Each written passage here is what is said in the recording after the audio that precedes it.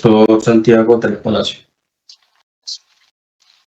Sí, su señoría, sí, pero ¿seguimos con los comentarios a la imputación o le va a dar trámite a la solicitud del señor Luis Antonio? Sigamos con los comentarios frente a la imputación, si lo van a hacer. Bueno, sí, su señoría. Su señoría, lo que esta defensa le solicitará, muy respetuosa y sucintamente, es que se rechace el acto de parte que le ha sido presentado en la noche de hoy. Y esto, su señoría, lo sustentaré de una manera muy breve. Resulta, su señoría, que a pesar del precedente que nos reseña la señora procuradora, la jurisprudencia ha sido clara en que usted sí está habilitado para realizar un control de la imputación.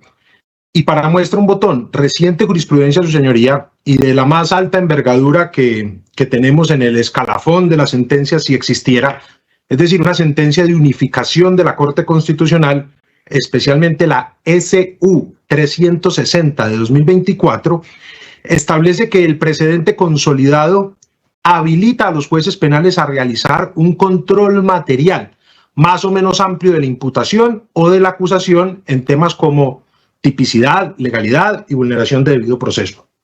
Esta parte, su señoría, le solicita se rechace el acto de parte porque en caso de que estos ciudadanos queden imputados tal cual fueron imputados hoy, este proceso se tendría que anular en la etapa subsiguiente, es decir, en la formulación de acusación.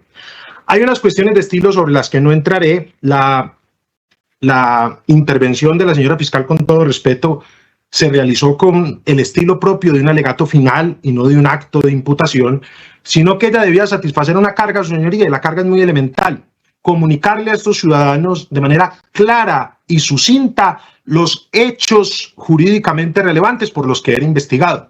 Y lo que ha dicho la Corte Suprema de Justicia, su señoría, una y otra vez, es que esos hechos jurídicamente relevantes no pueden ser hechos indicadores. Es decir, los hechos indicadores tienen que ser usados por la Fiscalía para conformar la teoría del caso y para formular los hechos jurídicamente relevantes. Pero lo que ha dicho el precedente consolidado es que el hecho indicador no es un hecho jurídicamente relevante, y si usted observa, con todo el respeto, y por eso fue que tardó tanto la señora fiscal, lo que aquí vimos fue una arrolladora cantidad de hechos jurídicamente relevantes, pero de hechos indicadores, perdón, que cuando uno va a intentar pescar el hecho jurídicamente relevante es francamente imposible. Se habló de los principios de la contratación que habrían sido desentendidos por mi defendida, por ambas de mis defendidas, y eso no es un elemento, su señoría, del interés indebido, sino del contrato sin el lleno de los requisitos legales que, entiendo, a mis defendidas no se les imputó. También, su señoría, se establecieron un montón de circunstancias fácticas, sentencias del Consejo, un auto del Consejo de Estado, un auto del Tribunal de Antioquia, que no son hechos jurídicamente relevantes, a menos que yo me haya descuidado y estemos aquí judicializando a los magistrados por la toma de esas decisiones. Y cuando uno intenta poner el foco, su señoría, en lo jurídicamente relevante, la señora fiscal ni siquiera nos estableció cuál fue el contrato en el que se interesaron mis defendidas. Y si diéramos que ellas se habrían interesado en el contrato de sesión gratuita realizado a finales de diciembre del año 2019, la imputación que se le ha presentado a ustedes es un imposible fáctico, su señoría, porque ambas de mis representadas se habrían interesado en un contrato suscrito con anterioridad a que se vieran vinculadas al distrito de Medellín, en ese entonces municipio de Medellín, su señoría. Y una conciliación, un acta de conciliación y un comité de conciliación no son etapas de un contrato, su señoría. Entonces, si la fiscal le atribuye a mis representadas, con todo respeto, que se interesaron indebidamente en un contrato, la mínima carga que debía tener su imputación era establecer en qué contrato, en qué etapa de este contrato y en qué actuación, operación o documento de este contrato se habrían interesado. Pero uno no puede decir que se interesaron en un contrato suscrito meses antes de entrar a la administración y que su aporte fue participar, óigase bien, en un comité de conciliación o en unos documentos que tenían una vocación procesal que nada tenían que ver con la ejecución de un contrato.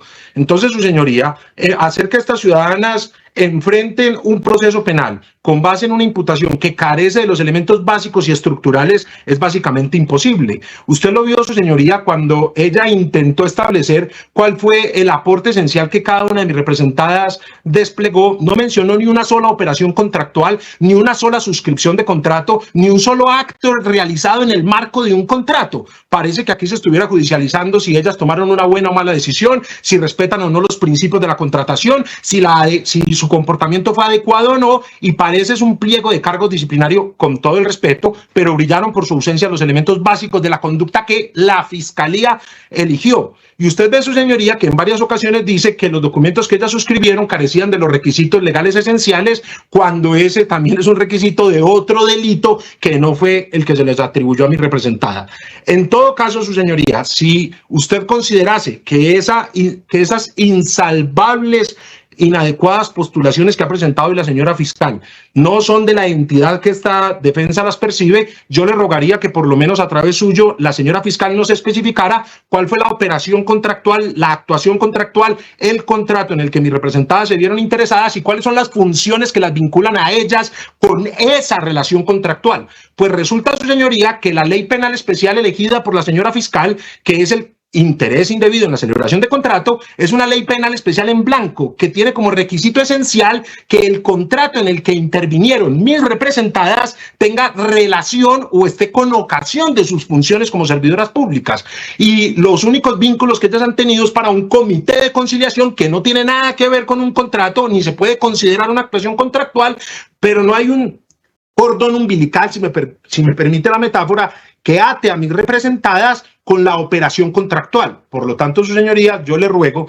que ante la imposibilidad de la señora fiscal de realizar este ajuste fáctico inescindible y por estar repleto de hechos indicadores y no hechos jurídicamente relevantes y carecer de los elementos necesarios y suficientes de este acto de comunicación, la rechace para evitarnos, su señoría, que el día de mañana tengamos que ir a una acusación a solicitar la nulidad, por lo que muy respetuosa y lealmente esta defensa desde hoy le postula. Muchas gracias, su señoría, y disculpe si me extendí.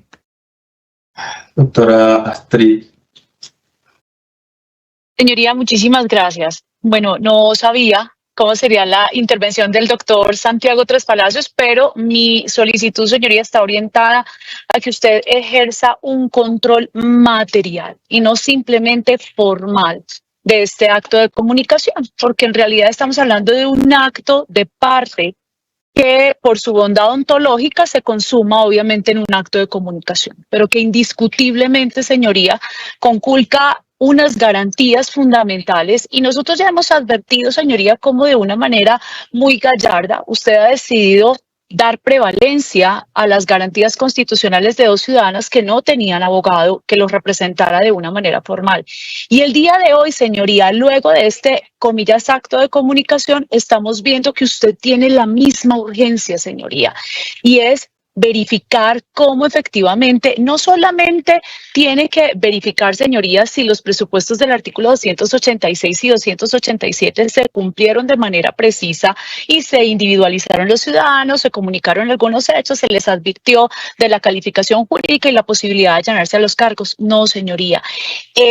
Cuando nosotros estamos hablando de formulación de imputación, estamos hablando en términos convencionales, en términos de control de convencionalidad del pábulo procesal, donde ellos deben tener una claridad. Y quiero decirle algo, señoría, le he consultado previa a mi intervención al doctor Fabio Andrés si ha entendido este acto de comunicación, y lo que me ha manifestado es: no puede ser que los mismos elementos a los que hace alusión la señora fiscal y son los mismos que nosotros tenemos, se dé no una interpretación, sino una lectura distinta, una lectura sesgada, un texto fuera de contexto, es lo que hemos visto acá, señoría.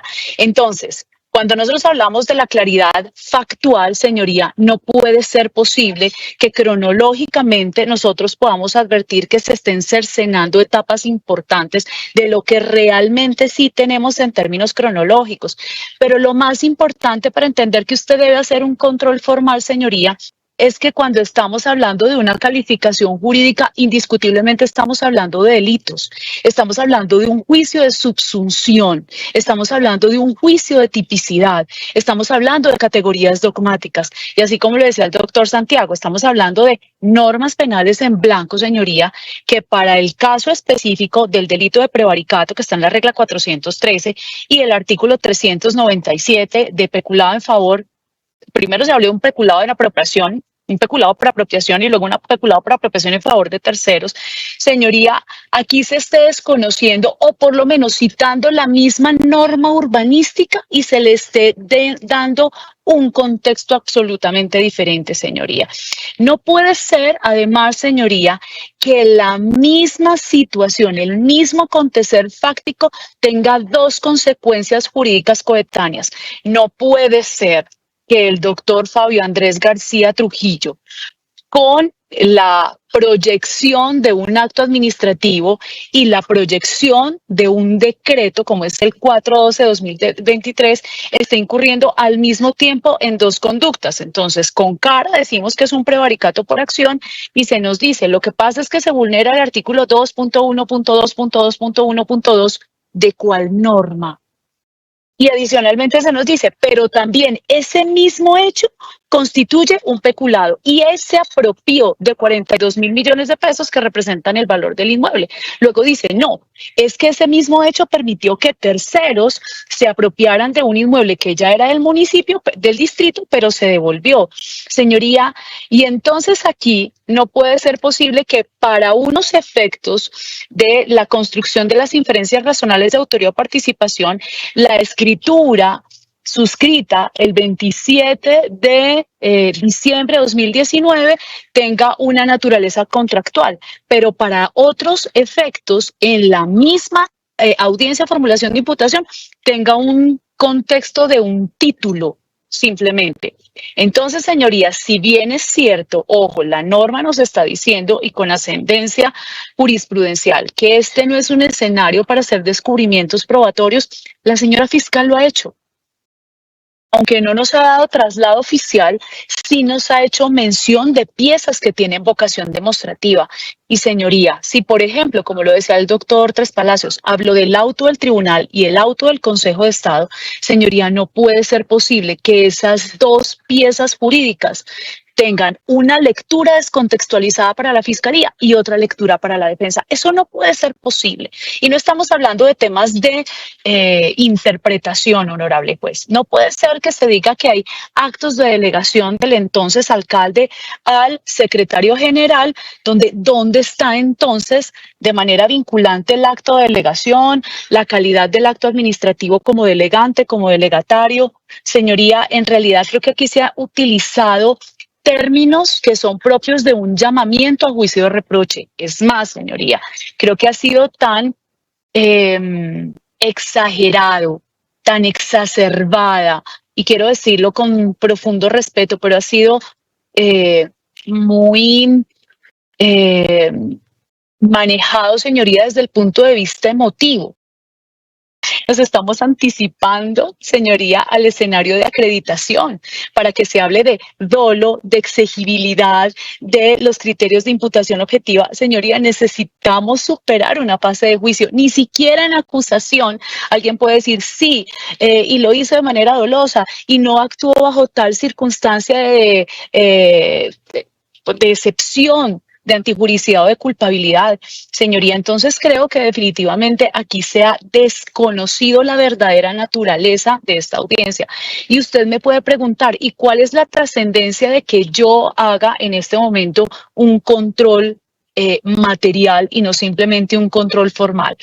Señoría, si aquí estuviéramos predicando que estamos frente a un simple acto de comunicación, como ontológicamente se ha reconocido, pues usted no sería, y lo digo con el respeto, necesario. Casi que la fiscalía puede enviarle, así como en Chile, un escrito al ciudadano donde le dice, mire, aquí le comunico que estos son los eventos, en 240 días le llegará su escrito de acusación y nos vemos en audiencia.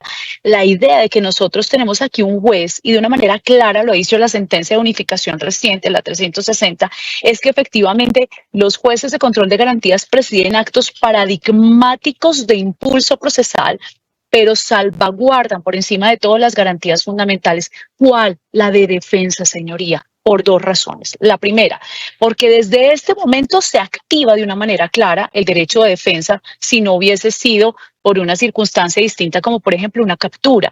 Pero desde este momento se activa. ¿Y cómo se van a defender, por ejemplo, mi defendido de apreciaciones que son absolutamente erráticas, señoría? ¿Cómo se va a defender de un documento que no dice lo que la fiscalía cree que dice? Señoría, ¿cómo se va a defender de unos hechos que tienen una vocación de calificación jurídica cuando ni siquiera tenemos los extremos claros de efectivamente cuál fue esa decisión manifiestamente contraria a la ley, cuando no tenemos el rasero de comparación de qué dice la ley? No lo tenemos, señoría, se dice de una manera absolutamente incompleta. Y cuando hablamos, señoría, del tema de el peculado, ok, ¿cuáles son los extremos de beneficio, de apropiación, de provecho que efectivamente acá se dieron? Y señoría, eso ni siquiera se precisó, eso ni siquiera se dio. Entonces, señoría, en tanto y en cuanto la subsunción descriptiva que ha elaborado la Fiscalía en su acto de comunicación ha sido absolutamente imprecisa y viola el derecho de defensa de cara a la claridad que deben tener para poder precisar cuáles son los hechos de los cuales se deben defender, es que yo le solicito a usted que haga un control material. Y la última circunstancia por la cual usted debe ejercer un control material, señoría, es porque con la formulación de imputación se activan actos de restricción. Mire, no solamente aquí se ha hablado, señoría, de la posibilidad de que efectivamente se les dé a conocer a estos ciudadanos la prohibición de enajenar bienes sujetos a registro. Señoría, esa es una medida cautelar, preventiva, sancionatoria, es una situación costosa jurídicamente, pero es que nosotros podemos entender, señoría, que después de la formulación de imputación tenemos el acto antecedente consecuente para otro tipo de restricciones precautelares materiales como la libertad. Y si desde este momento nosotros no le ponemos límite a la situación, señoría, en realidad estamos convalidando una situación de nulidad. ¿Qué nos ha dicho la Corte? La Fiscalía debe tener total claridad fáctica, jurídica, de sustento solvente probatorio para comunicar un hecho. De lo contrario, señoría, debe devolverse al estadio de preparación, porque así como nos han hablado tanto acá de los 240 días, en realidad tiene un tiempo de prescripción de la acción penal. Y creo que si no hay claridad, señoría, los elementos, señoría, esa falta de entendimiento constituye un atropello frente a este tipo de ciudadanos. Por mediático que sea el caso, señoría, aquí no podemos venir a restringir garantías fundamentales. Entonces, señoría, en ese control material, yo quiero solicitarle que usted requiera a la Fiscalía para que retire ese acto de comunicación respecto de los intereses del doctor Fabio Andrés García Trujillo y que con base en una lectura leal, completa y real de las mismas piezas procesales a las cuales ha hecho alusión, haga un ejercicio de subsunción descriptiva correcta en términos de tipicidad de la regla 413 y 397 del Código Penal. Muchas gracias. Bien, doctor Santamaría. Gracias, señor juez. Como abogado del doctor Sergio Andrés López, y con relación a lo que narró anteriormente la delegada del ente acusador en esa facultad constitucional que le da el artículo 250, su señoría, hay que no hacer oposición, pero sí llamarle usted, su señoría, a que haga un control material de la imputación a lo que trae el artículo 288 y 289 de la ley 906. Porque cuando se viene a una formulación de imputación, deben de haber unos hechos jurídicamente relevantes para que la persona contra la cual recae esa imputación entienda que fue la norma que infringió, y en este caso dos tipos penales, el interés indebido en la celebración de contratos y el prevaricato, porque para mi cliente Sergio Andrés no hizo relación si era un prevaricato para acción o un prevaricato por omisión, su señoría. Y cuando se crea el sistema penal con tendencia acusatoria, se crean los jueces de control de garantías. jueces constitucionales que deben de mirar, en este caso, si se avala o no dicha imputación, su señoría, si se imparte legalidad a esa imputación. Lo que vemos hoy, su señoría, es que la fiscal trajo una cantidad de hechos indicadores con relación a la supuesta participación de mi cliente en estos dos tipos penales. No dijo si fue en calidad de actor, de coautor, de cómplice, determinador. Inicialmente habló que era secretario de despacho y después director de planeación. O sea, ella no tiene clara la presunta participación de Sergio en lo que hoy está investigando la Fiscalía General de la Nación. Y uno no puede venir simplemente a una audiencia a imputar unos cargos que tienen unas consecuencias reputacionales y patrimoniales, su señoría. Usted, como juez de control de garantías, no puede impartir esa legalidad, su señoría, porque si vamos a otra etapa subsiguiente, donde un juez de conocimientos, pues tendremos que alegar, su señoría, que se planteara una nulidad por una vulneración, su señoría, a ese debido proceso como eje, pilar fundamental de esta sistemática procesal hoy, su señoría, 2025. Entonces, si usted escucha, su señoría, cuando la señora fiscal hace referencia a Sergio Andrés López, imputa ese prevaricato que no dijo si era por acción o por omisión, y cuando imputó ese interés indebido en la celebración de contratos, no dijo ni cómo participó, su señoría, en esa etapa contractual, no hizo referencia alguna, y le pregunto a mi cliente si entendió o no entendió la imputación. Pues no la entendió, su señoría. Si no la entendió él, es una persona profesional, incluso este abogado no entendió la presunta responsabilidad del señor Sergio Andrés López. Y hoy no podemos, su señoría, convalidar ese acto de parte que trae la Fiscalía en esa facultad constitucional del artículo 250, no se puede convalidar. Hay que llamar la atención, su señoría, a usted, para que, si efectivamente se cumple lo del 288, lo del 289 de la ley 906. Hoy no se está cumpliendo, su señoría. Y si hay ausencia de hechos jurídicamente relevantes, no se puede impartir, su señoría, legalidad a esa imputación, así sea un acto de parte, así sea un acto de comunicación, su señoría. Y ya hay una línea jurisprudencial bastante amplia, desde que estaba la doctora Patricia Salazar Cuellar, referente a los hechos jurídicamente relevantes, con relación a la imputación, a la acusación, y si se convalidan o no, o si la defensa puede hacer un control, manifestándoselo a usted, para que usted diga, no se imparte legalidad.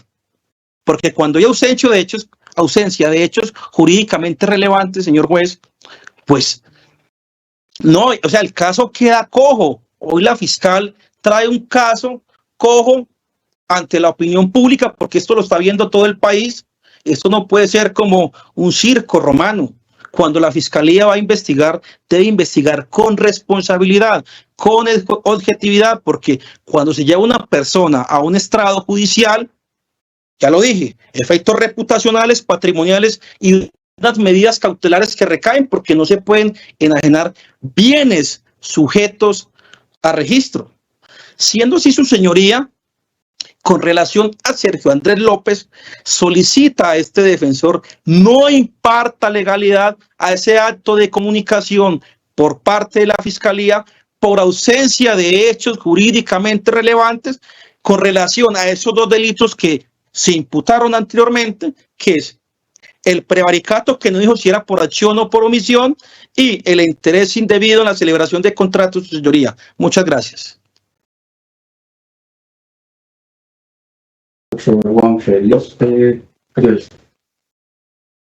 Señoría, muchísimas gracias, muy amable. Lo primero es que usted, como juez de control de garantías, está aquí cumpliendo una carga, y es verificar los artículos 288 en especial, o 286, 287 y 288. Y esa verificación consiste en constatar de que la imputación cumpla con dos requisitos: clara y sucinta. Y cuando se habla de clara, es que se mencionen los elementos mínimos típicos del delito. Aquí quiero hacer mención a varios aspectos por los cuales yo considero de que esta imputación no es ni clara y mucho menos sucinta. Es más, usted hizo un llamado de advertencia en un punto de la diligencia de la señora fiscal para que fuera un poco más sucinta. Entonces ya vemos que desde esa advertencia que usted le hizo en la mitad de la imputación no se cumple con los requisitos. Pero cuando hablamos de clara, no solamente es mencionar, digamos, de manera agrupada unas conductas, sino que tiene que estar inclusive correspondiendo con el nombre juris de este delito. A la señora Karen Delgado se le imputó el contrato, el interés indebido en la celebración de contratos. Y vemos, y nos hicimos una pregunta toda la tarde mientras que escuchábamos a la señora fiscal, y era: ¿cuál contrato? ¿En cuál contrato se interesó? Y decía la fiscal, y se puede revisar en el audio, de que se interesó en el contrato de cesión, un contrato del año 2019. Ese primer hecho sería suficiente para improbar la imputación, porque ¿cómo se le va a atribuir un interés de un hecho cuando estas personas, en calidad de servidor público, como dice el tipo, todavía no eran servidores públicos y no tenían un rol funcional conexo con ese contrato? Eso es lo primero. Lo segundo, su señoría, y quiero también hacerlo paralelamente a manera de observación, si se interesaron en ese contrato de cesión gratuita del año 2019, entonces, ¿quién fue el que firmó ese contrato? ¿Cuándo se firmó el contrato? Y ahora, si se quiere hablar o conexar o extender la argumentación como se trató de hacer de manera confusa, porque en algunos puntos se hablaba que el interés era sobre el contrato de cesión y otros sobre una modificación, vemos que la modificación, digamos, no tiene una trascendencia del tipo penal. Y le voy a explicar por qué. Porque los hechos que se le atribuyen a la señora Karen y a otras personas en la primera tanda o en la primera columna vertebral de la imputación se fincó en que hacían parte de un comité de conciliación, que presidía un comité de conciliación y que tuvo en cuenta el concepto de un abogado que tener conceptos contrarios a otros no es ilegal, pero que como era un concepto contrario al que quería la administración anterior, eso aparentemente era uno de los elementos del tipo. Pero nunca se habló de la trascendencia de esa situación, porque es que hacer parte de un comité no constituye ninguna de las etapas esenciales, porque es un requisito esencial que sea de una etapa contractual relevante, ya especificada por la Corte Suprema de Justicia en muchas partes, y venir a decir que solamente la participación en un comité de conciliación o haber intervenido en un comité de conciliación hace parte del interés indebido en la celebración de contratos, pues no cumple con la carga de ser clara, porque no corresponde con uno de los elementos del tipo. Y quiero traer a colación la sentencia SP 16891 del 2019 de la doctora Patricia Salazar Cuello, en la que dice que no solamente se tiene que decir o en qué consistió el interés indebido, sino que se tenía que también manifestar el por qué él mismo puede catalogarse como indebido. Y aquí simplemente se dijo de manera plana y llana de que era indebido y que estaban interesados, que hicieron parte de un comité de conciliación. ¿Y por qué? Ahora, yo quiero conectar ese punto con la coautoría. Se dijo que eran coautores porque había división de trabajo y división de los roles funcionales, pero eso también tiene unas cargas, su señoría, en cuanto a circunstancias de tiempo, modo y lugar. ¿Cuándo se pusieron de acuerdo estas personas? ¿De qué forma? ¿Quién se iba a encargar de qué para poder llevar a cabo el supuesto conducta delictiva que mencionó la señora fiscal? Entonces vemos que no solamente desde el aspecto del tipo, de los elementos objetivos del tipo, sino que de una de las formas de participación que es la coautoría, nada se dijo. Y si usted lo quiere revisar, vamos también al tipo subjetivo, cuando habló del dolo. Y dijo, es que ellos saben y conocen. Y se lo repitió una y otra vez. Ellos saben y conocen. Y tenían la voluntad de hacerlo. ¿Saben y conocen qué? Si además tenemos que tener en cuenta que dentro de sus roles funcionales, por lo menos en lo que le respecta a la doctora Karen, pues tenía que hacer parte de esos comités. Pero ¿dónde está el interés? Acordemos que aquí el delito que se les imputó fue el interesarse de manera indebida. ¿Y por qué es indebido?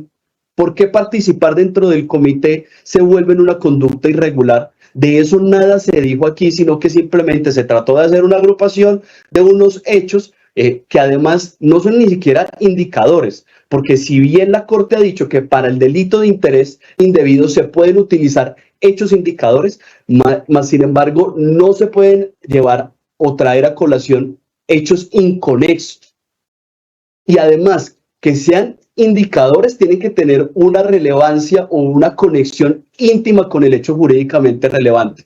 Pero aquí fueron, lo tengo que decir con el máximo respeto, pero también de manera enérgica y vehemente, totalmente apartados de los hechos jurídicamente relevantes. Y yo sé, su señoría, que usted se dio cuenta porque usted mismo lo advirtió en un punto de la audiencia. Ahora,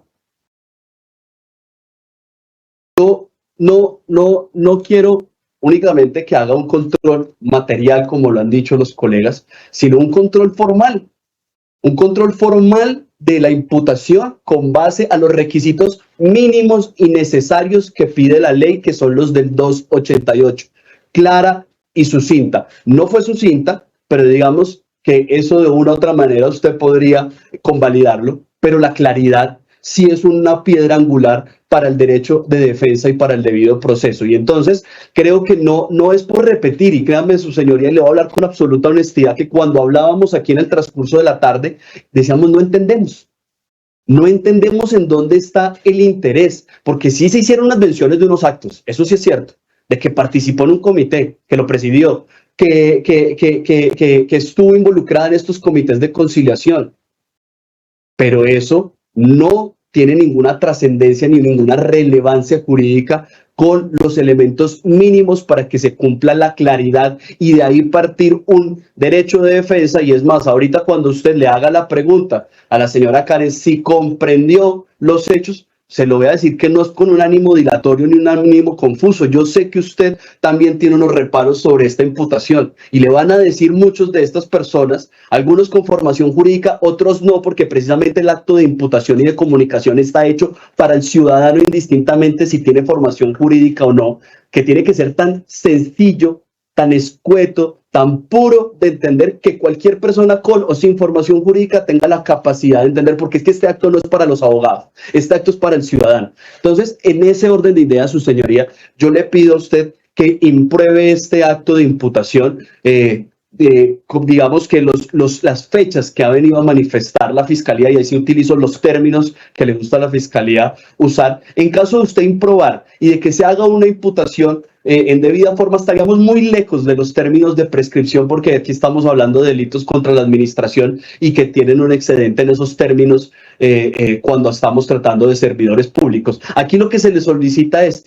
que si nos van a llevar a un juicio, que si van a llevar a los ciudadanos a un juicio, que sea de una manera tan óptima que nos podamos defender y que no llevemos a, como lo ha pasado todos los días en la administración de justicia, de que llevamos unos juicios con una cantidad de hechos indicadores para que posteriormente se lleguen, primero, porque la consecuencia de que sean indicadores y que se mine un proceso de hechos indicadores es que va a ser largo, va a ser confuso, va a ser dilatorio, no por nosotros, sino porque la misma administración y el mismo proceso se vuelve así, y que posteriormente la Corte Suprema de Justicia revise todos estos preceptos que lo ha sacado de manera pacífica y reiterada, donde dice que no puede haber hechos indicadores, que no puede haber hechos indicadores inconexos, de que tiene que cumplirse con unas cargas mínimas de manifestar los elementos del tipo, y después estemos frente a una nulidad. Lo que yo le pido es que le ahorre ese trabajo a la administración de justicia, y que yo sé que usted tiene los reparos que muchos de los defensores hoy le hicimos.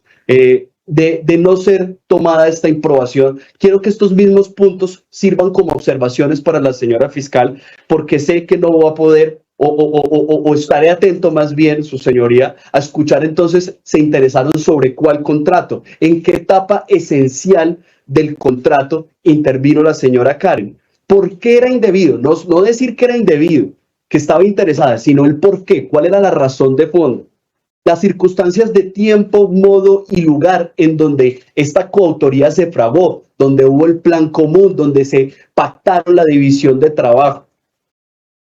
Que nos manifieste y nos explique también el dolo. No simplemente mencionar los elementos del dolo porque los conocemos y están en el código, sino que explique dónde están ese conocimiento y esa voluntad real con una prueba del dolo, como lo ha dicho Ramón Ragués, que de verdad nos indique y no simplemente se vuelva en una mención superficial.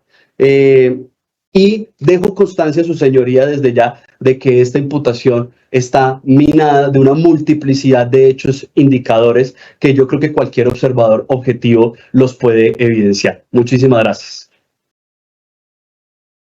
El doctor Álvaro Vargas.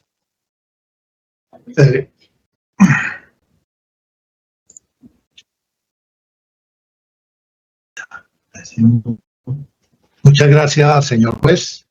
Con las buenas noches para usted y todos los presentes.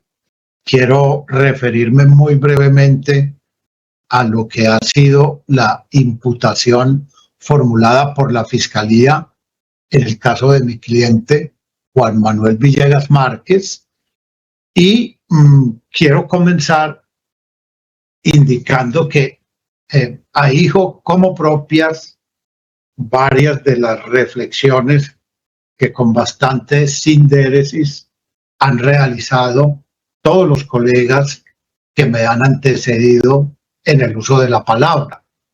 Son consideraciones con un espectro bastante amplio y que se refieren a todo el acto de imputación llevado a cabo por la Fiscalía, que indudablemente deben ser sopesados con todo rigor por su señoría a la hora de determinar si ese acto de imputación en general realmente satisface las exigencias legales.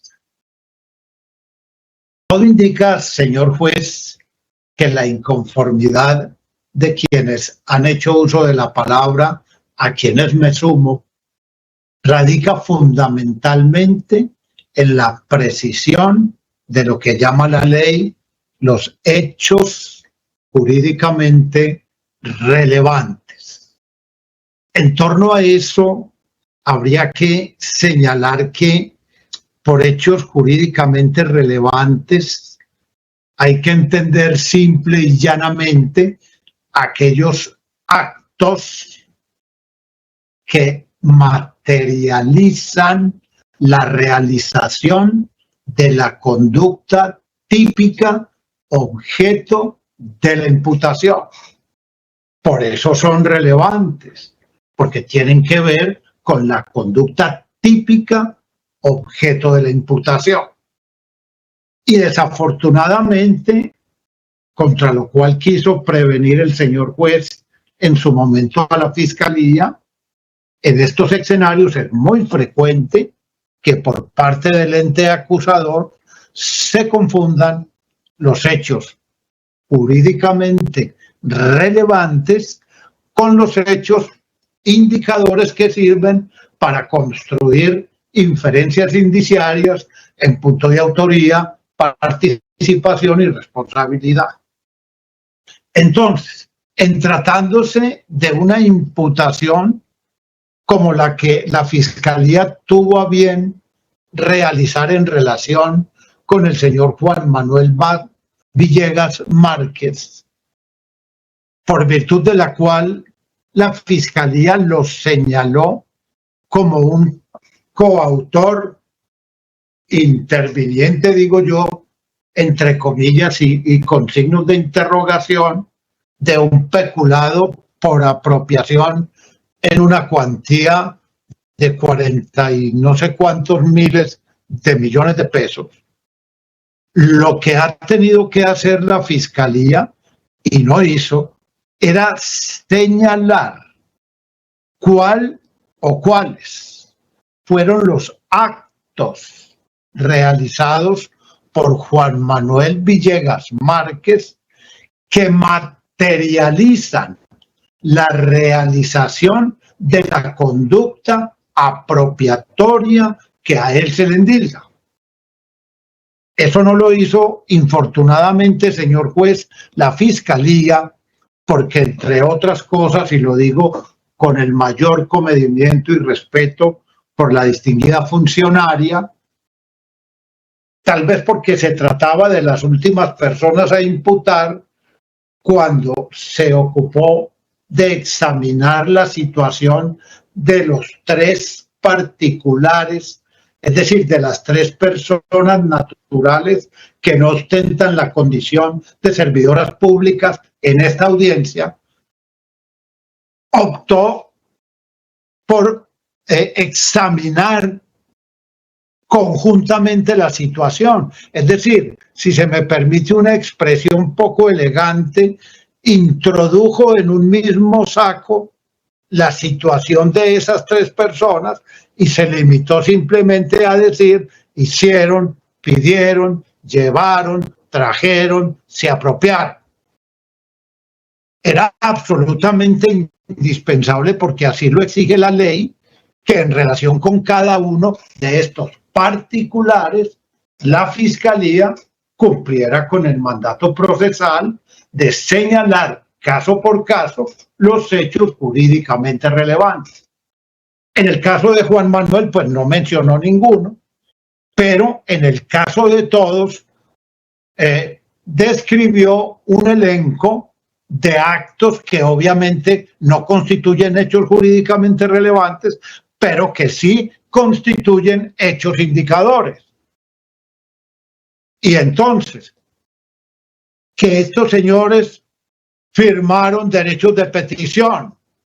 La defensa pregunta: eso no es un hecho relevante para empezar, eso es un hecho indiciario que podría eventualmente arrojar, si fuera pertinente, alguna conclusión de carácter probatorio. Pero que firmaron derechos de petición. ¿Cuál fue el derecho de petición que firmó Juan Manuel Villegas Márquez?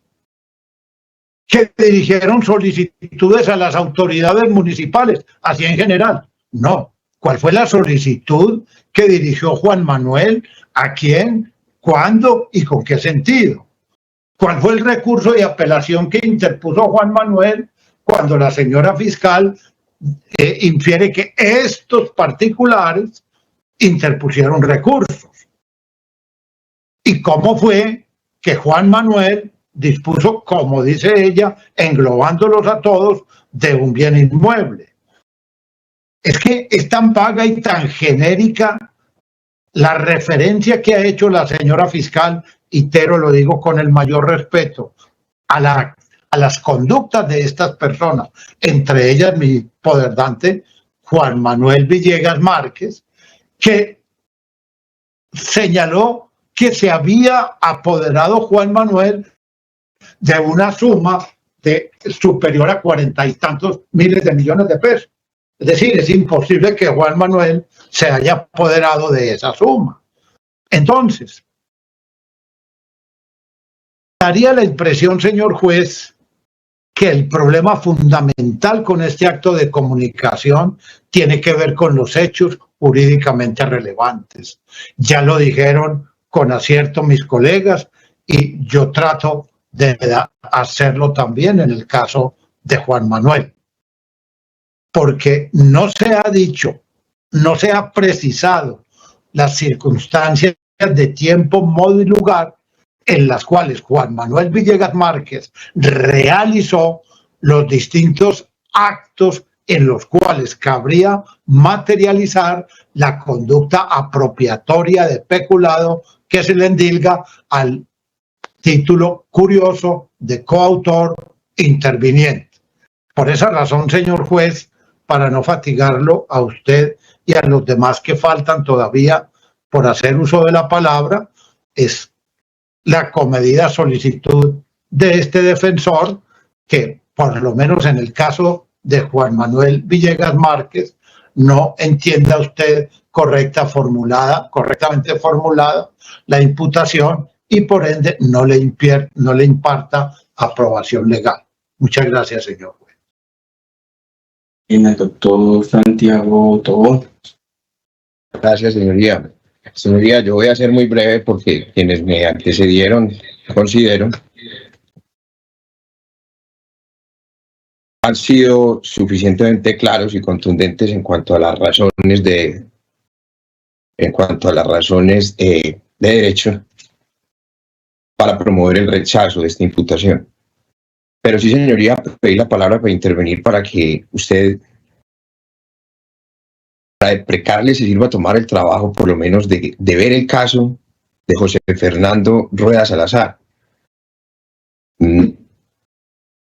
Hemos sentido que es más profunda la vulneración de las garantías de las garantías de mi mandante, porque es que señoría, vea, dijo la señora fiscal que la participación de él consistió meramente en la presentación de un derecho de petición del 18 de febrero de 2020, la presentación de un derecho de petición el 8 de julio de 2020, la presentación de un derecho de petición el 19 de julio de 2021, una solicitud de conciliación que presentó a través de apoderado ante la Procuraduría General de la Nación y la posterior presentación de un recurso de apelación contra una decisión del Tribunal Superior, del Tribunal Administrativo de Antioquia, que decidió improbar la conciliación.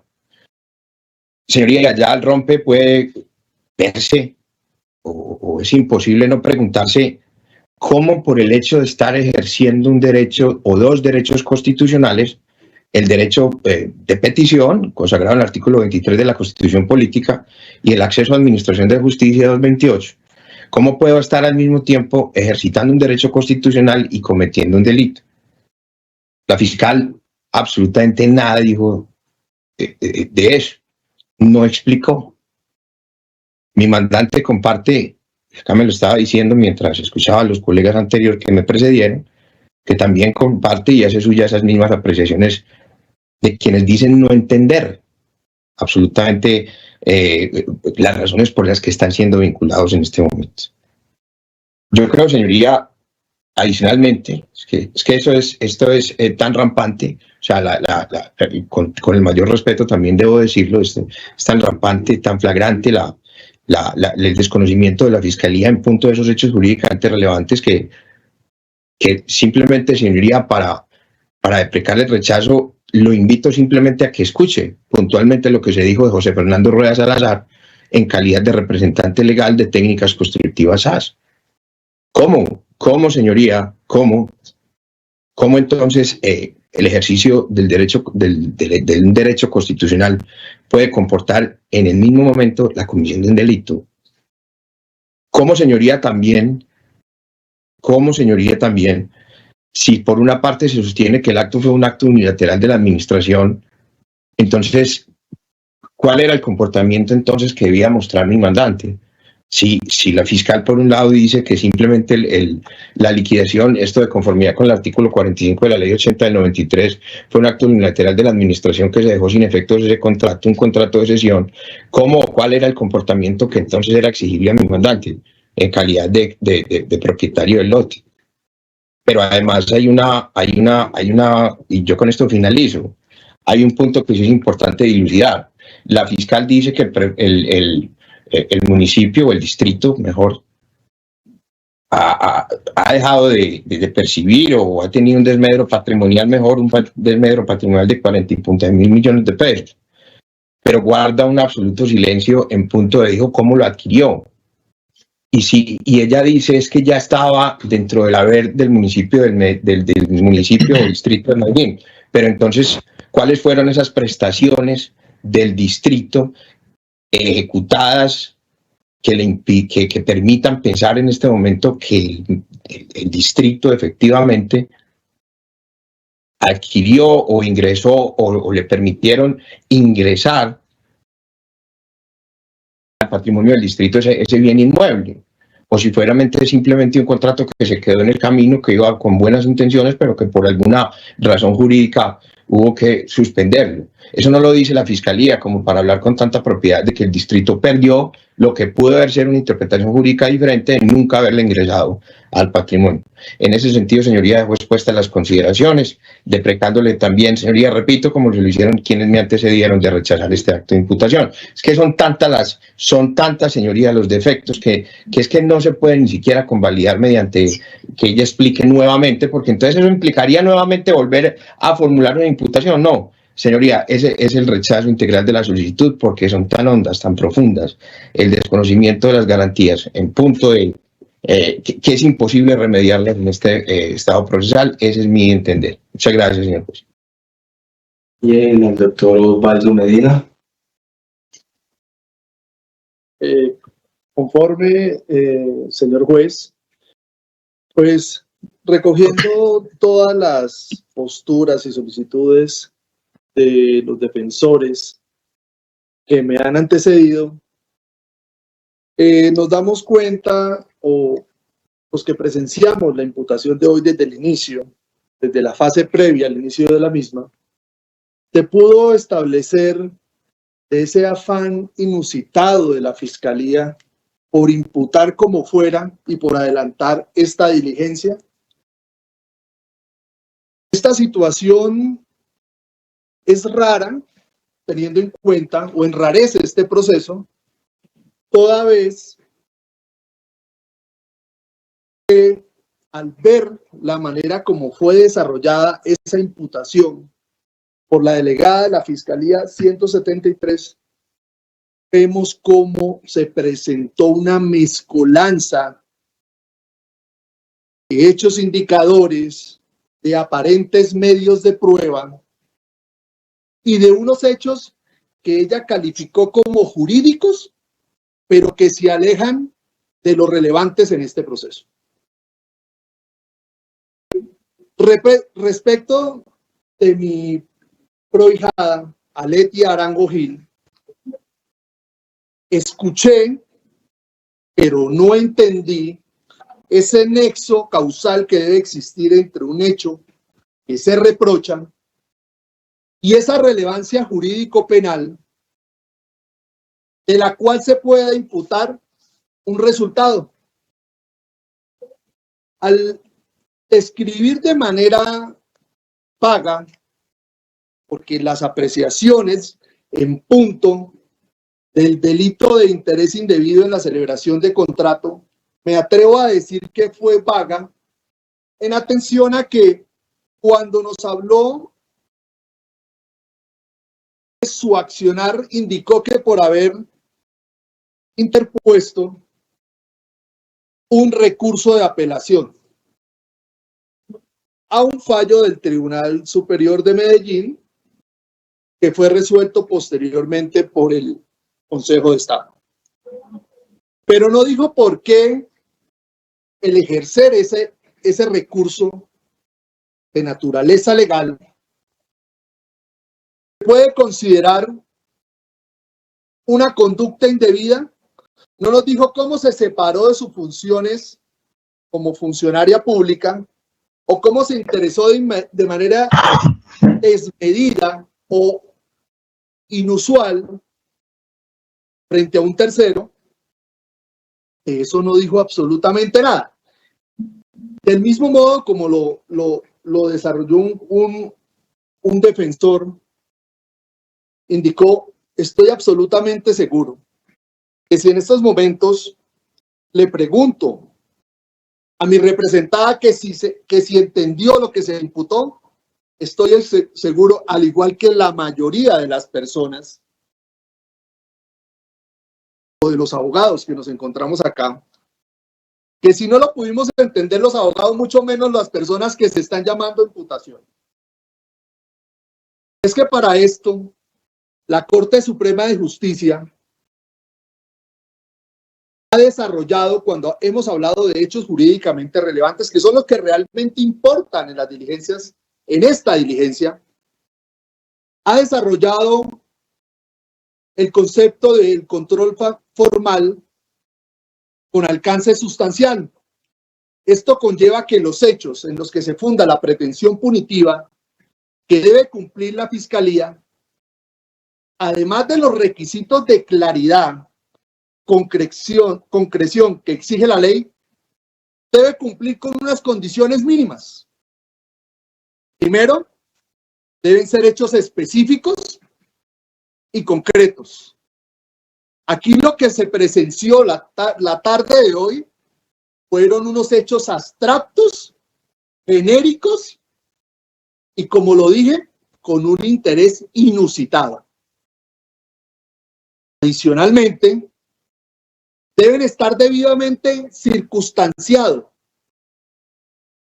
en donde se puedan verificar de manera fácil, comprensible, aspectos modales, espaciales y temporales, que deben ser completos en la relación con el cargo jurídico que fundamenta la pretensión. ¿Qué quiere decir esto? Que cada elemento del delito que requiera una base fáctica debe estar respaldado por un hecho concreto, situación que hoy acá no se vio. Y por último, se indicó que no deben confundirse conceptos relacionados o afines como los hechos indicadores con los actos de investigación o con elementos de conocimiento o su contenido, como lo dije al inicio de mi exposición. Si la Fiscalía, señor juez, no cumple con señor juez de control de garantías, no cumple con estas exigencias,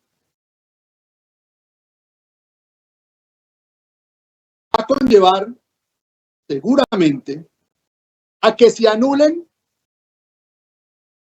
a futuro, aunque se anule a futuro la presente actuación.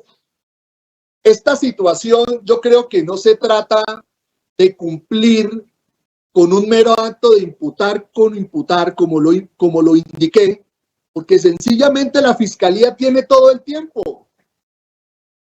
El tiempo que se le hubiese ganado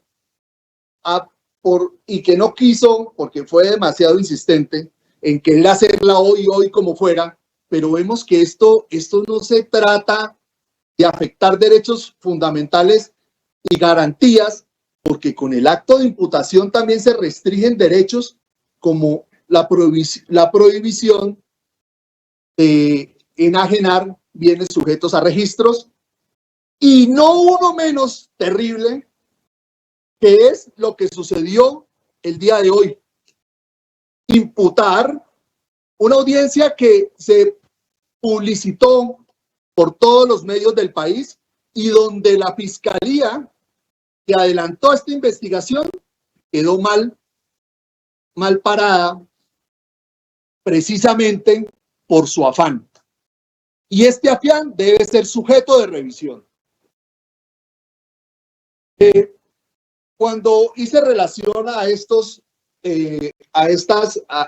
4 elementos que se deben tener en cuenta por el juez de control de garantías, hice referencia a una sentencia, pero también hay una jurisprudencia de unificación que creo que la mencionó uno de los colegas de la defensa, la SU 360 de 2024, precisamente la que genera no solo unas obligaciones de observancia para los jueces, sino porque este juez de control de garantías de la tarde de hoy es el llamado a corregir el exceso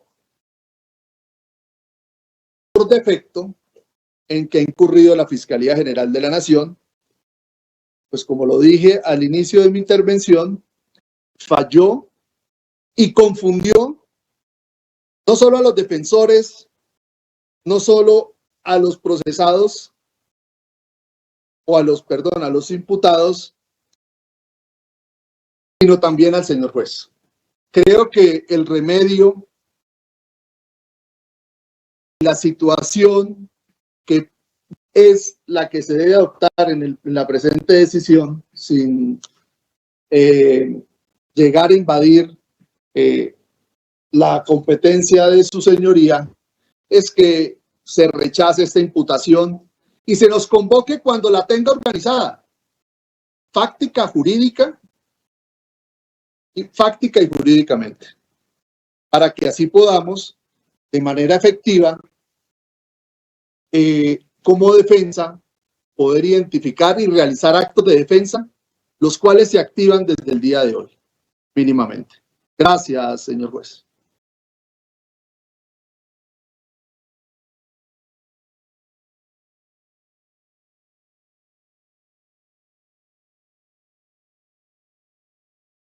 Doctor Emanuel Goldstein. Claro que sí, su señoría, aquí presente. Y para efecto de mi intervención, su señoría, le voy a decir que la voy a fincar en 2 puntos. Y es que el primer punto es que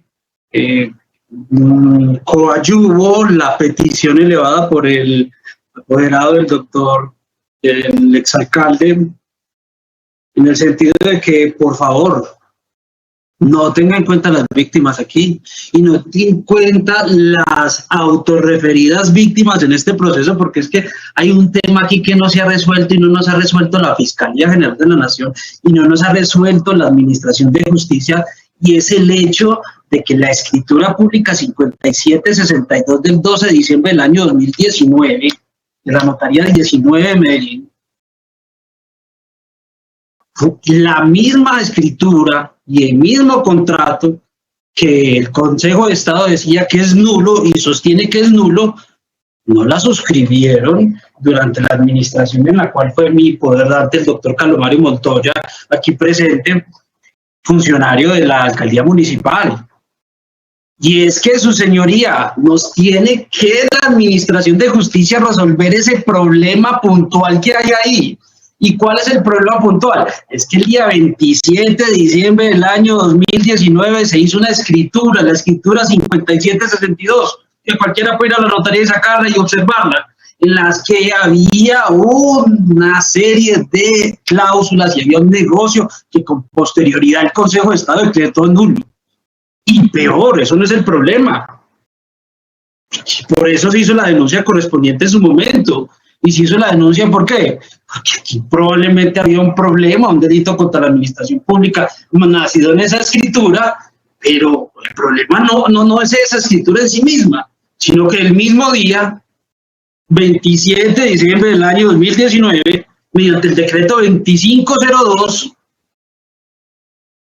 sale una normatividad totalmente nueva que contraría y deroga normativas anteriores que contradicen esa escritura, pero que no se le aplica porque el decreto entra en vigencia 3 días después. Y es que eso pone en entredicho, o por lo menos nos hace poner la lupa en ese día y en esos actos jurídicos realizados por la administración pasada y los que llevaron a presentar una denuncia que tristemente hasta esta hora no vemos celeridad, y a poner en entredicho ese autonominación, porque ninguna autoridad la ha reconocido como víctima dentro del proceso, y a llevarla a un conflicto. Y es que no es baladí ni superfluo lo que estaba diciendo el interviniente, el defensor en su momento, el primer interviniente. Y es que cuidado que con el acto y con las postulaciones que tiene la víctima dentro de este proceso no se esté cayendo en un conflicto de intereses y se nos esté creando unas cortinas de humo para mirar dónde está la verdadera responsabilidad en este entramado. Y es por eso que refrendo la petición. Señoría, no permita la intervención y no permita que yo intervenga, porque la norma y la normatividad vigente y la ley vigente establece quién puede intervenir con mi víctima cuando hay este tipo de problemas. Y eso es para referirme a esa petición. En cuanto a la imputación realizada por la señora fiscal, su señoría, yo voy a ser un poco más vehemente que los defensores anteriores que, enhorabuena, han observado con lujo de detalle los problemas de esa imputación. Yo voy a ser más vehemente porque, permítame su señoría, en rostro a la audiencia, el artículo 139, numeral tercero de la ley 906 del año 2004, que establece que son deberes específicos de los jueces, numeral tercero, corregir los actos irregulares. Reitero, son deberes, no es una potestad, no es una obligación, no es una carga, es un deber. Y un deber específico, dice la norma, corregir los actos irregulares. ¿Y qué es un acto irregular? El acto irregular puede presentarse irregular por forma o por contenido, y aquí hay acto irregular por forma y contenido. Por forma, no es sino que usted se remita, su señoría, al artículo 288, inciso segundo, que nos pide en la forma, solo en el aspecto formal, que la comunicación o el acto de comunicación que supone la formulación de imputación sea 1, claro, 2, sucinto, 3, comprensible, y 4, que no implique descubrimiento probatorio. 4 elementos formales. Su señoría, cualquier persona que haya tenido acceso a esta diligencia, o cualquiera que la vea a la posteridad, va a darse cuenta que aquí hay todo menos claridad. Es que lo contrario a la claridad es la oscuridad, y aquí tenemos una absoluta oscuridad en cuanto a cuáles son ese acto de comunicación, que si es un acto de comunicación que pretende dar una información que es clara, por ninguna parte se dio eso. ¿Cuál es la claridad de esa información que se dio? O mejor aún, sucinta. Pues llevamos 6 horas 37 y le contabilizo, su señoría, la grabación de la Fiscalía de 4 horas 20, de 3 horas 60, 3 horas 40, perdón, formulando una imputación. Y pues, yo no puedo decir que la cantidad de tiempo para tantas personas, y tengo que ser razonable, pero en cuanto a algo sucinto, no lo hay. Y más aún, lenguaje claro y comprensible. Vamos al elemento de la comprensión. Mi defendido aquí presente, todo el tiempo, ¿qué está diciendo esta señora? ¿Qué es lo que está diciendo? Y cualquier persona que mire la imputación, por favor, cualquier persona que tenga, que pueda siquiera escuchar y observe la imputación, se va a dar cuenta que el tema de la comprensibilidad de la imputación es absolutamente inexistente en este acto de comunicación, en este acto de imputación. Y más aún, mire su señoría, no implicará descubrimiento. Citas comilladas de elementos materiales probatorios y evidencia física. Si bien no hubo un traslado, ya lo dijo una defensora anteriormente, no hubo un traslado de elementos materiales probatorios, si hay una referencia específica a elementos materiales probatorios dentro de esta diligencia. Lo que hace que formalmente su señoría no se pueda dar aceptación a este acto de comunicación porque simplemente no comunicó nada. Tanta floritura y tanta palabra, no comunicó nada. Pero es que ese no es el problema solamente, y ese no es el nivel de análisis solamente, el análisis formal. Ya, enhorabuena, los defensores anteriores se refirieron a la sentencia de unificación 360 del año 2024, que por fin tenemos una norma que con ese raigambre constitucional y ese precedente constitucional nos faculta para pedirle y exigirle a la judicatura que por favor haga control material de las imputaciones. Y es que su señoría, mire a nivel material en respecto a los hechos jurídicamente relevantes. A ver, las circunstancias de tiempo. Historia de la conducta de mi defendido. Dice que es que él firmó respondió un derecho de petición y que respondió unos derechos de petición y que con eso hizo nacer la idea criminal o hizo nacer cualquier cantidad de actuaciones que conllevaron a la celebración indebida de un contrato. Su señoría, en cuanto a tiempo, dice que el 18 de febrero del año 2020, que el 16 de junio del año 2020, que el 20, tiene una serie de fechas, su señoría, que en las cuales ni siquiera era funcionario mi poder dar. Y lo vincula con eso. Es más, no tiene ni siquiera claridad cuándo salió mi poder dante de la administración, porque de una fecha inexacta, errónea. Señoría, en cuanto a tiempo, dígame qué día cometió la conducta mi defendido, porque es que yo tengo que saber el día, porque ese día me voy a mirar hora por hora, momento por momento, cuál fue su actuación, para mirar si tiene relevancia penal y poder ejercer una defensa. A mí no me pueden decir que en estos 300 días, o sea, todos los días se levantaba el señor y todos los días delinquía. O sea, el señor respondía a un derecho de petición y delinquía. O sea, el señor da una opinión y delinquía. El señor da una opinión favorable o contraria a la opinión de los demás y delinquía. Entonces no podía ejercer su función pública, por Dios. No podía ejercer esa función pública. Y es más, en las circunstancias de modo, su señoría, las circunstancias de modo que da la Fiscalía son interpretaciones subjetivas, descontextualizadas, sacando palabras de contexto, de elementos materiales probatorios y evidencia física. No son hechos, no son hechos. No son hechos. Y no solo no son hechos, sino que son apreciaciones y apreciaciones, reitero, subjetivas, no hechos. Y yo no me puedo defender frente a una apreciación subjetiva. Yo no me puedo defender. Y es que eso me está vulnerando y está vulnerando el derecho de defensa de mi defendido, porque yo como me defiendo frente a una apreciación subjetiva de un documento que tiene en la mano y que ella lo interpreta de una forma y yo lo interpreto de otra. Entonces vamos a mirar. Al final aquí la judicatura es un problema de interpretaciones. Su señoría, eso me conecta con lo próximo.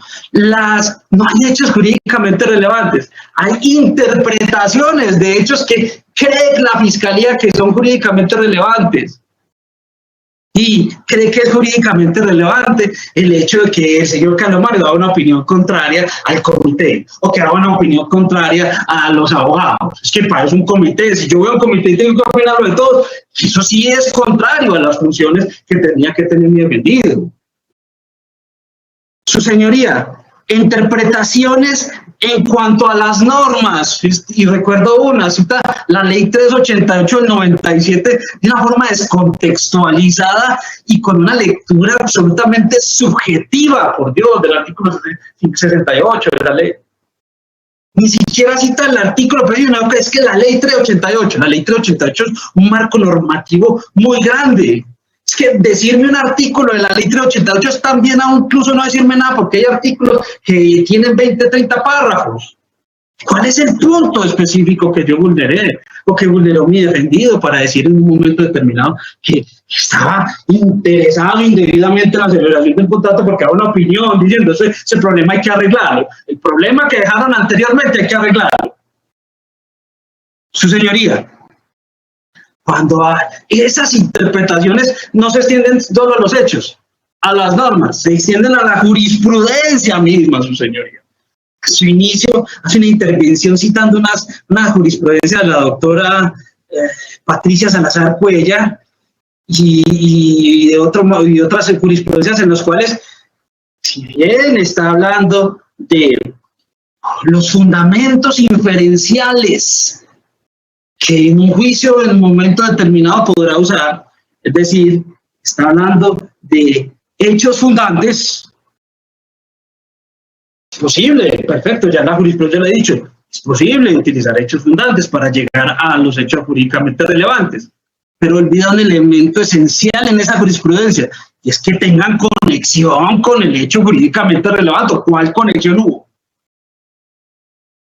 La conexión que piensa, que un pensamiento subjetivo tiene la Fiscalía. La conexión que en una ideación tiene la Fiscalía. Su señoría, este servidor contabilizó porque trató de contabilizar, porque la Fiscalía inició contándonos 1, 2, 3 y yo llegué hasta el número 21. Su señoría, uno ver esos hechos jurídicamente relevantes, es que respondió un derecho de petición. O sea, este señor es un funcionario público, por Dios, no respeta el derecho de petición y verá que tiene una investigación disciplinaria cuando no penal, y si no una tutela le tiene una multa. Es que el hecho jurídicamente relevante es que dio una opinión. Si me convocan a dar una opinión y entre mi función está la opinión, si mi opinión no pues es muy fácil juzgar a posteriori si una opinión es clara o no es clara, pero en el momento de los hechos no es fácil juzgarlo. Su señoría, interpreta normas, interpreta hechos, interpreta jurisprudencia, pero lo peor aún es que lo que debe interpretar y claramente dejar sentado el delito, o la descripción fáctica del delito, no lo hace. Dice que mi cliente, mi defendido, tenía un interés. ¿Cuál interés? ¿Por qué interés? ¿Por qué interés? qué el interés? ¿Dónde está el interés?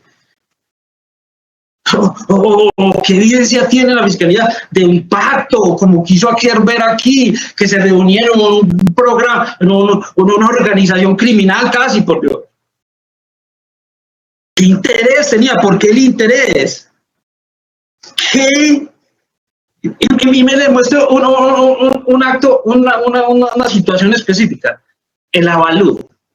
Se dice que mi poderante avaló un inmueble, el inmueble de Aguas Vivas, y lo avaló con interesado, porque es que le interesaba el negocio, le interesaba el iniciar. Pero su señoría, pues si es así, entonces interés debido a la celebración de contratos tenía, por ejemplo, y le digo quién más, la doctora Marta Elena González, que pues qué pena decir su nombre, que certificó el 23 de julio del año 2019 que el predio valía aproximadamente 44.000 millones de pesos. Más de un año antes de que mi poderante fuera funcionario. Doctor, qué pena, me interrumpo.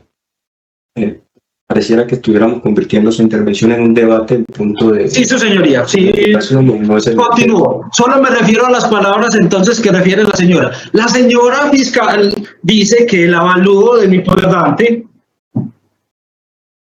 tiene un interés, y que es ilegal y que tiene un revestimiento de ilegalidad.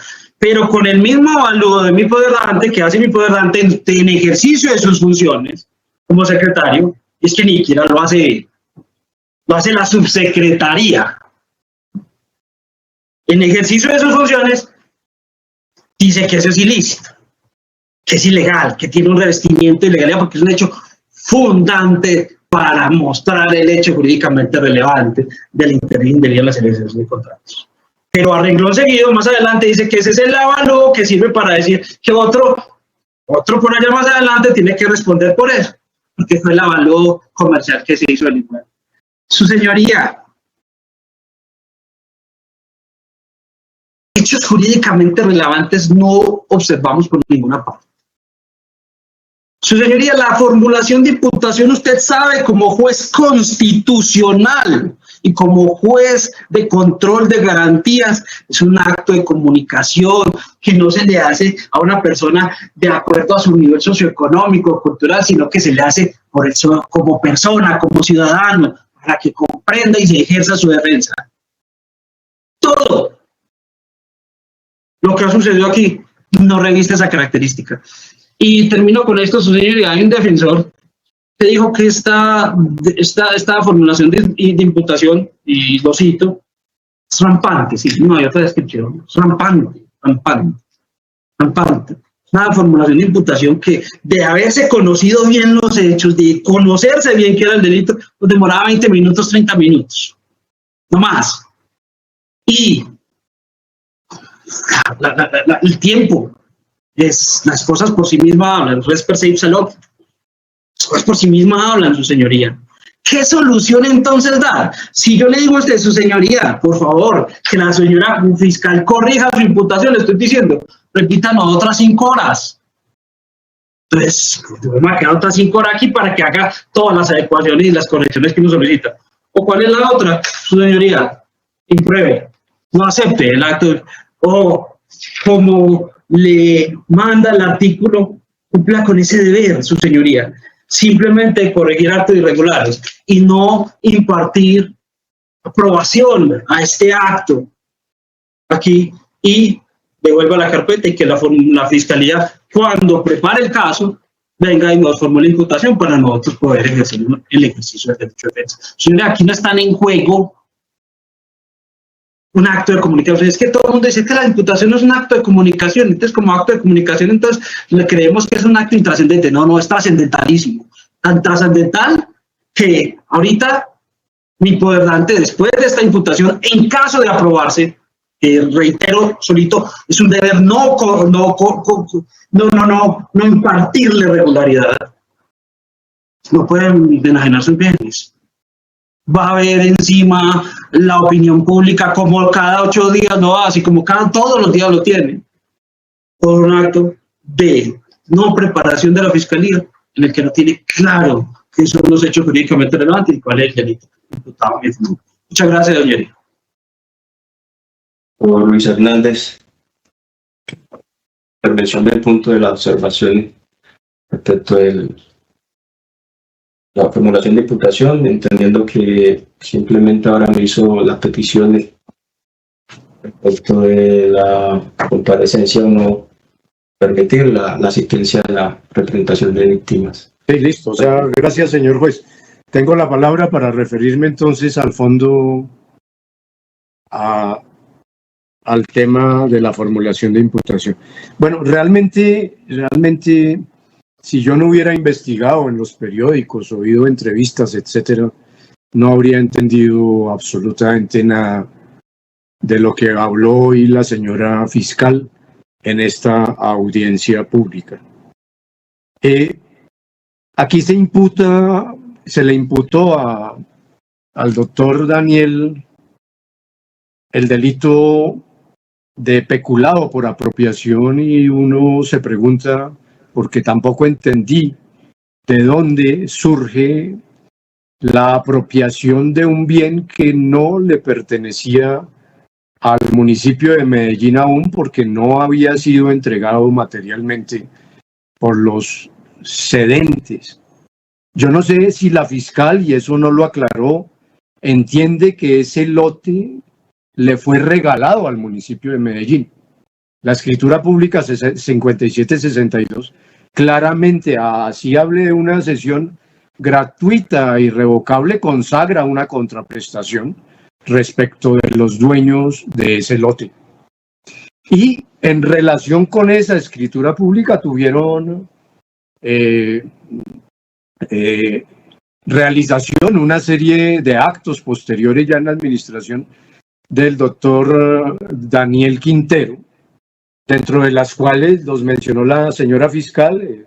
Está el acuerdo de conciliación y está como producto de las decisiones del Consejo de la Justicia Administrativa, del Tribunal de Antioquia y del Consejo de Estado, la declaración de nulidad por parte de un funcionario de la administración de la alcaldía del señor exalcalde Quintero, la nulidad de ese contrato de cesión fundada en circunstancias de nulidad absoluta y aplicando la competencia, la consecuencia que fija la ley 80 de 1993 o Estatuto de la Contratación Administrativa.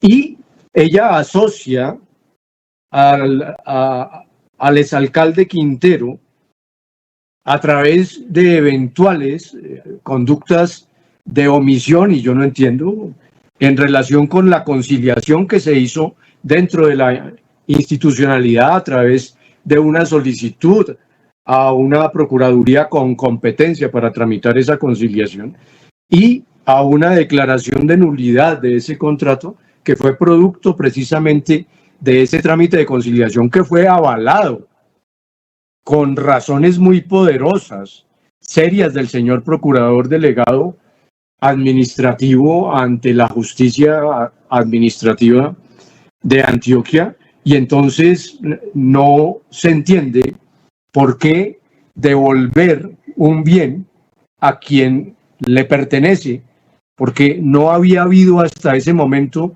ninguna contraprestación y se le estaba reintegrando, en palabras de la doctora, en función de un acto administrativo que era susceptible de recursos y demanda ante la jurisdicción contencioso administrativa del bien que era, del cual eran propietarios 3 personas aquí, que yo no entiendo por qué están sentadas respondiendo por peculado o por apropiación, porque les devolvieron algo que les pertenecía.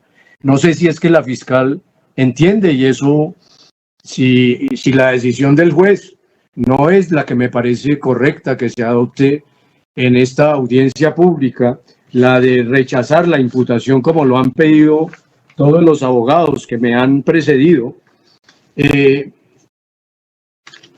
pues entonces ella tendrá que explicar esta situación como el dueño de un bien a quien se le regresa porque no ha habido ninguna contraprestación en relación con él, a quienes son sus dueños, comete un delito de peculado porque les regresan lo que es de ellos. Eso para ser como muy sintético, querría decir en relación con el peculado por apropiación a favor de terceros. No es cierto que el municipio de Medellín haya recibido ese bien gratis, o sea, había una contraprestación. Los dueños son dos compañías de inversionistas, o sea, que lo que hacen es negocios, y fue una manera que se encontró de que ellos, a través de construcciones futuras, que fue lo que autorizó el decreto que dictó el mismo 27 de diciembre el doctor Federico Gutiérrez, pues pudieran recibir los valores correspondientes a esas construcciones futuras, de construcciones que no tuvieran espacio público en el lugar de la construcción para compensar, compensaban o podían compensar con aguas vivas, y esos constructores iniciaron su queja en la administración, el reclamo justo en la administración del alcalde Quintero de que ellos no habían regalado ese bien y por lo tanto tuvieron que demandar, tramitar la conciliación, y la conciliación terminó como ya he señalado. En segundo lugar, señor juez, en el delito de prevaricato, la señora fiscal simplemente ha señalado que el exalcalde Quintero cometió ese delito al dictar en contra de muchas leyes, o sea, ella enumeró muchas leyes, decretos reglamentarios, decretos municipales, decretos del orden nacional también, la Constitución Nacional misma. Y ese decreto, si mi memoria no me falla, todo eso lo tuve que conseguir porque la Fiscalía, a pesar de que aplazaron la diligencia de imputación la primera vez por petición mía para hacer este trabajo con mayor responsabilidad, no me dio ni siquiera copia de la denuncia. Entiendo que el decreto 412, si mi memoria no me falla, tiene algo así como 65 artículos y las mismas páginas, y ella ha señalado que ese decreto es contrario a muchas leyes, pero no señaló cuáles normas de ese decreto, o si son todas. Sí, son contrarias a la ley. ¿Y por qué el control eventual de una norma que se hace en un estatuto reglamentario debe tener control de naturaleza penal y no, como está previsto, un control de naturaleza administrativa a través de una demanda de nulidad ante la jurisdicción contenciosa administrativa, como pasa con los decretos del gobierno nacional, de los gobiernos departamentales? Y sin saber uno si ella lo que está pensando es que también las leyes que dicta el Congreso, cuando son contrarias a la Constitución, son constitutivas de prevaricato.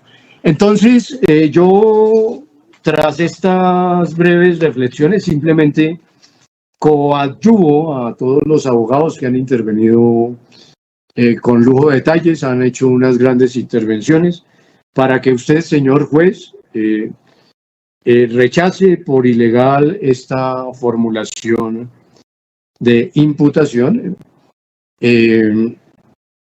en subsidio, en mi caso, pues, que se aclare el tema asociado a las normas del decreto 412 que son contrarias a la Constitución, o si es todo el decreto y nos toca empezar a hacer un juicio de legalidad a nosotros, norma por norma, porque simplemente señaló que eran contrarias a esas leyes, pero no dijo las razones.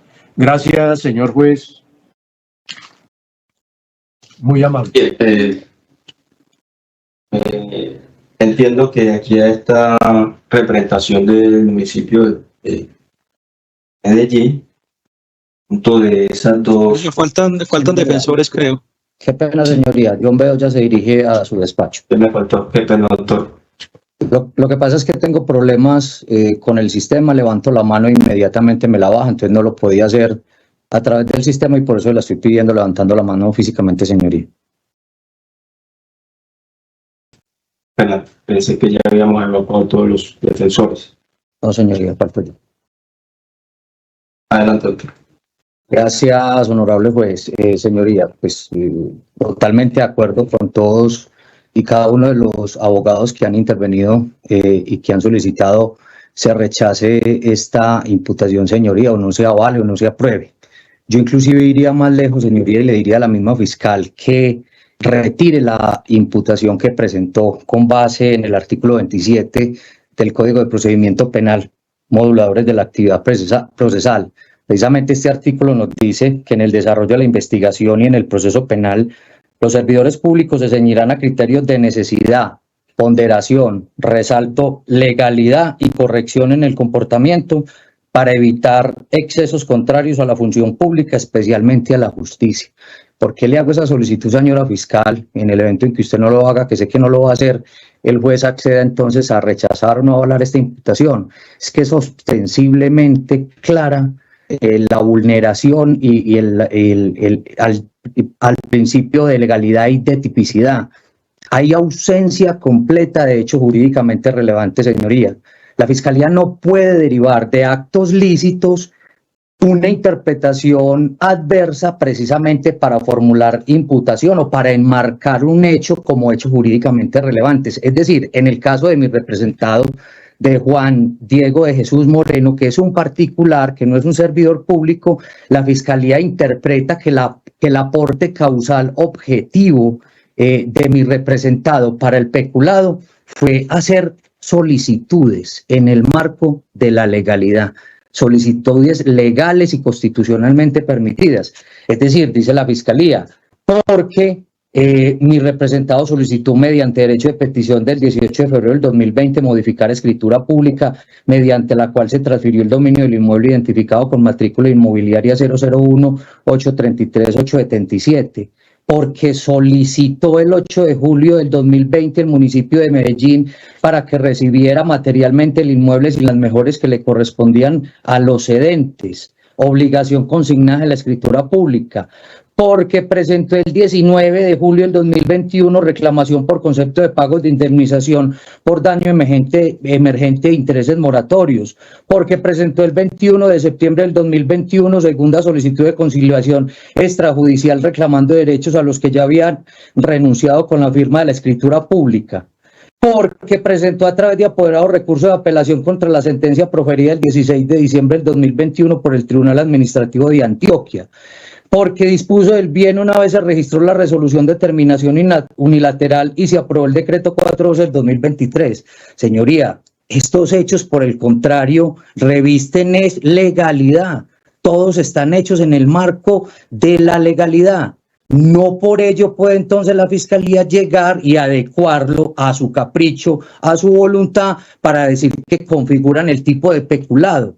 Señoría, es tan desconocedora la Fiscalía de las fórmulas de imputación jurídica en este tipo de delitos especiales, en donde el delito solamente puede ser cometido por quien tiene la calidad de servidor público, que mi representado no la tiene, es decir, es un interviniente, es un partícipe interviniente que ni siquiera fue capaz de decirle entonces cuál sería la consecuencia jurídica de la pena a la que tendría lugar en el evento en el que se logre probar que accesoriamente ellos participaron, hicieron un aporte causal en el delito de otro de esos servidores públicos. Ni siquiera lo dijo, o sea, desconoce absolutamente cómo o cuánto es la rebaja que tendrían derecho por no ser servidores públicos, honorable juez. Señoría, la Fiscalía, igual que mis predecesores, hablan mucho de ciertas decisiones, sobre todo la del Consejo de Estado.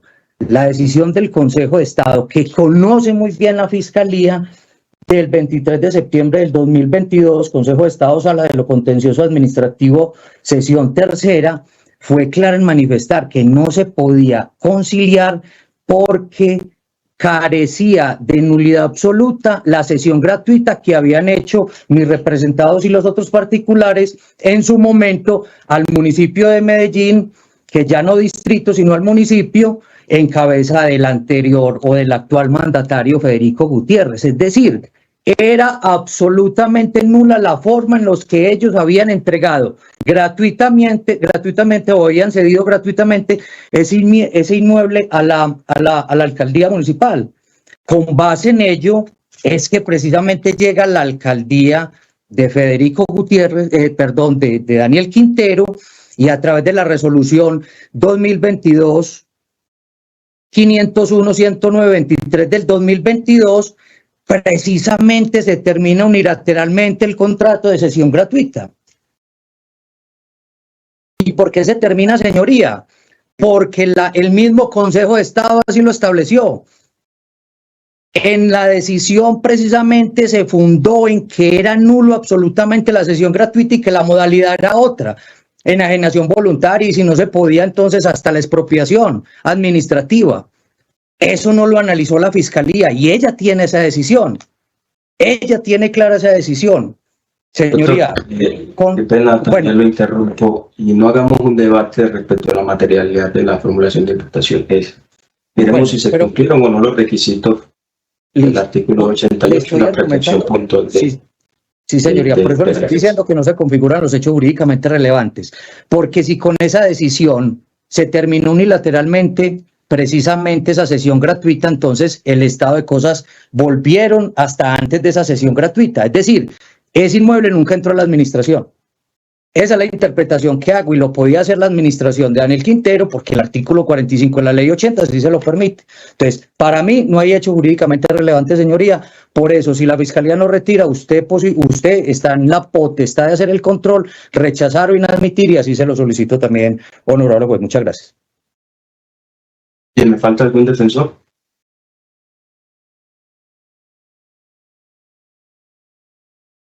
Sí, entonces que el punto de la representación de víctimas aquí, cabeza del señor Sebastián Naranjo Serna, quien se conecta con la alcaldía de Medellín, el secretario general. De momento no le puedo dar paso al uso de la palabra porque hay una circunstancia, una situación particular que debo resolver, el punto de la participación o no de ustedes en esta diligencia, conforme la solicitud que ha elevado dos de los defensores, particularmente o especialmente el doctor Luis Hernández Barbosa. Sería inane aquí verificar esa circunstancia o esa comprensión, esa formulación de imputación respecto de cada una de las personas imputadas ya por la Fiscalía, conforme las manifestaciones que han hecho la defensa al unísono, es decir, que ni siquiera ellos pudieron comprender la imputación.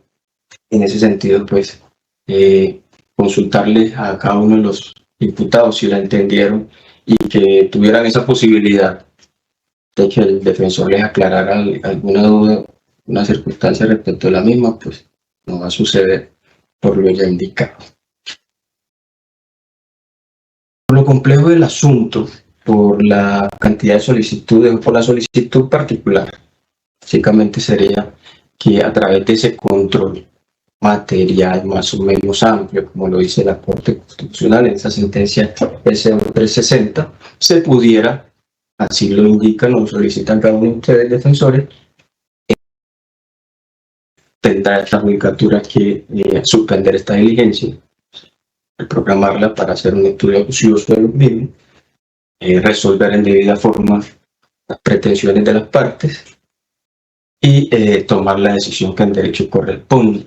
Hay algo particular, esta judicatura viene con una audiencia concentrada desde la semana pasada, que tuvo que suspender para atender esta diligencia, alrededor de 6 o 7 detenidos, que continúa el día de mañana, que posiblemente se me va a extender hasta el día jueves. Y el día viernes yo tengo un permiso que me fue otorgado por el Tribunal Superior de Medellín. eso implicaría que continuáramos con esta diligencia después de la vacancia judicial, es decir, el día lunes 21 de abril, a eso de las 14:30 horas, para resolver las pretensiones de las partes, tanto de la Fiscalía como de la bancada de defensa, y establecer esa participación o no, o presencia o no, de la representación de víctimas en estas audiencias, conforme lo han deprecado también algunos defensores. En ese sentido, entonces, terminaríamos la diligencia, suspenderíamos la diligencia por el día de hoy, siendo las 20:17, y nos reuniríamos nuevamente.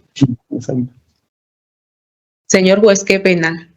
Le estaba levantando la manito para que por favor miráramos la fecha, porque para el día el cual ha estipulado continuar con la diligencia, estoy en vacancia judicial por el Semana Santa.